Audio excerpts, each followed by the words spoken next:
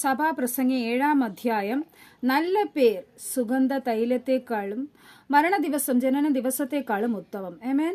വിരുന്ന് വീട്ടിൽ പോകുന്നതിനേക്കാൾ വിലാപ ഭവനത്തിൽ പോകുന്നത് നല്ലത്. അതല്ലോ സകല മനുഷ്യരുടെയും അവസാനം. ആമേൻ. ഇന്ന് എൻ്റെ സ്ഥലത്ത്, അതായത് എൻ്റെ ദേശത്തിൻ്റെ അടുത്ത് ഒരു ഞാലിക്കോട് എന്ന് പറയുന്ന സ്ഥലത്ത് ഒരു കുട്ടി മരിച്ചായിരുന്നു.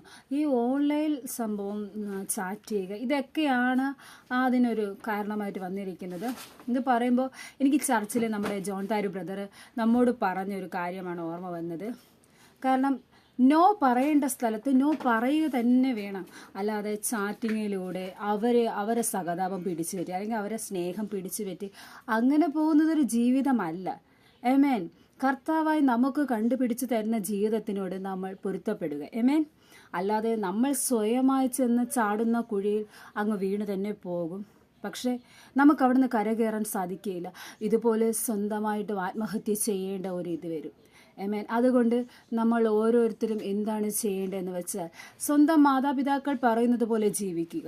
ഒരു ചാറ്റിങ്ങിലൂടെ അല്ലെങ്കിൽ ഒരു മെസ്സേജിലൂടെ അല്ലെങ്കിൽ വേറെ രീതിയിൽ കിട്ടുന്നൊരു ബന്ധം ഒരിക്കലും ശാശ്വതമായിരിക്കില്ല. എല്ലാവർക്കും അത് സക്സസ് ആവണമെന്നുമില്ല.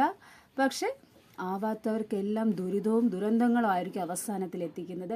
അതുകൊണ്ട് നമ്മുടെ ബ്രദർ പറഞ്ഞതുപോലെ നോ പറയേണ്ട സ്ഥലത്ത് നോ പറയുക തന്നെ ചെയ്യുക.